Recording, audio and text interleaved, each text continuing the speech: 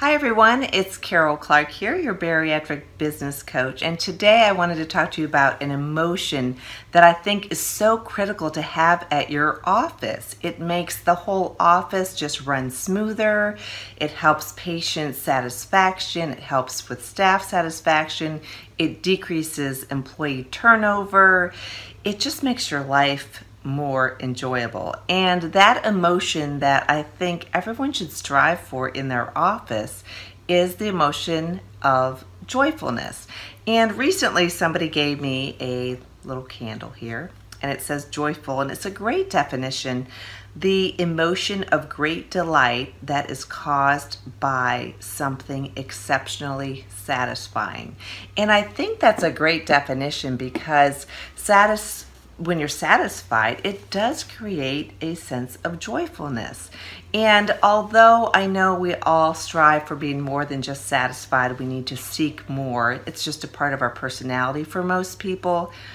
Being satisfied is one of those things that causes joy.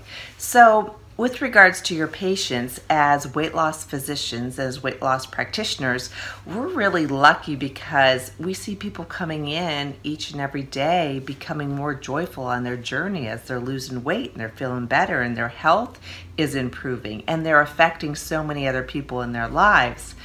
The same can be true for your employees. You can have joyful employees. I know for me, we do. I'm in the trenches just like you. I manage a very, very busy weight loss surgery, medical weight loss, fitness center, nutritional store here in Newport News, Virginia. And I say I manage it, but really it's the staff that are the leaders, to tell you the truth. They make my job easy and they are extremely joyful, and we have very low turnover.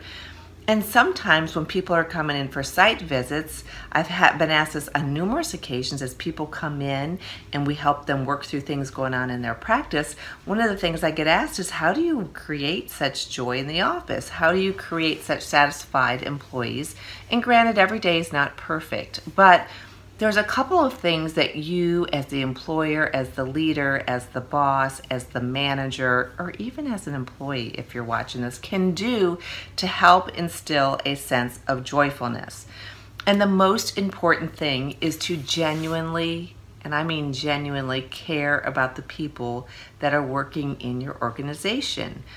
And oftentimes I'll talk to physicians or administrators or managers who really feel as if they don't have time for that, or they design their office in a way that they're kind of set apart from the staff and that way they can get more work done, or they discourage employees from talking amongst themselves, especially in the morning. I know I used to always adhere to that adage that it's wasted time, and if people spend just a few minutes a day, it adds up to days of lost work over the course of a year or more.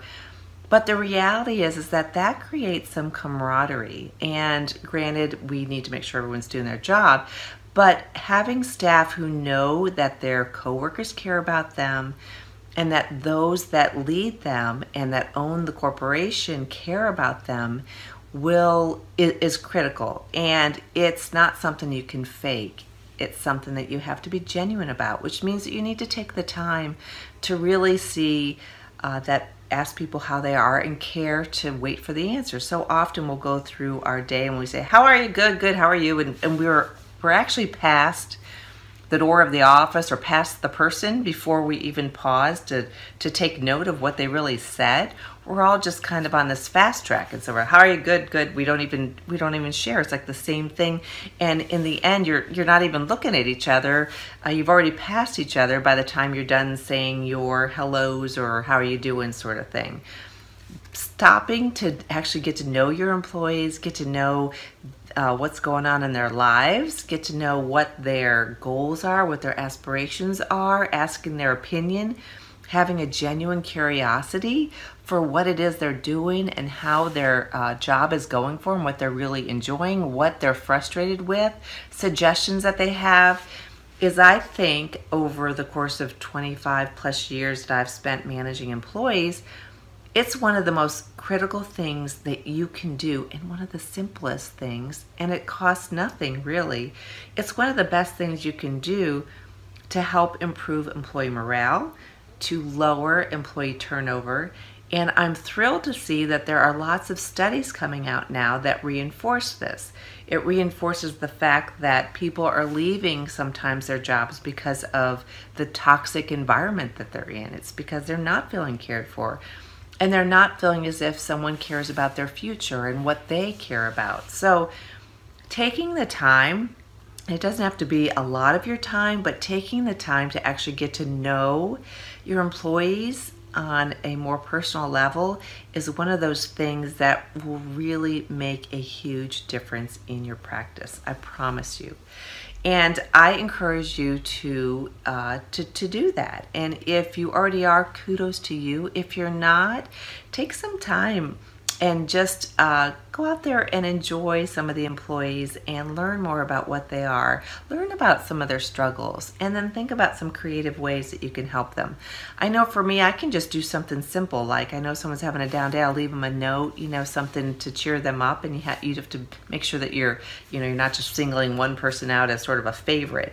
But taking that time, it's amazing. People will save those notes that you write for years to come. And it's one of those things that may seem small to you, but your words and your actions make a huge impact on those around you. And that includes your patients and your employees. And I'm not trying to be trite about this or tell you something that you already know. I'm just trying to reinforce a good rule of thumb and a good reminder for all of us to take care of our employees, to get to know them, and your colleagues as well. And it just makes everything a little bit more joyful. So I hope you found this helpful. If you need any assistance, reach out to me, Carol, K-A-R-O-L, at weightlosspracticebuilder.com. If you're ever interested in coming and doing a site visit where we do a deep dive into whatever it is you want to focus on, your marketing, your social media, some videos, just some employee tactics, some billing collections, no matter what it is, reach out to me. They are so fun when we deep dive into whatever it is that's frustrating you in your practice. So once again, Carol, K-A-R-O-L, at weightlosspracticebuilder.com. I know your time's valuable. I appreciate you listening to this podcast, and I hope you have a great day. Until next time, take care.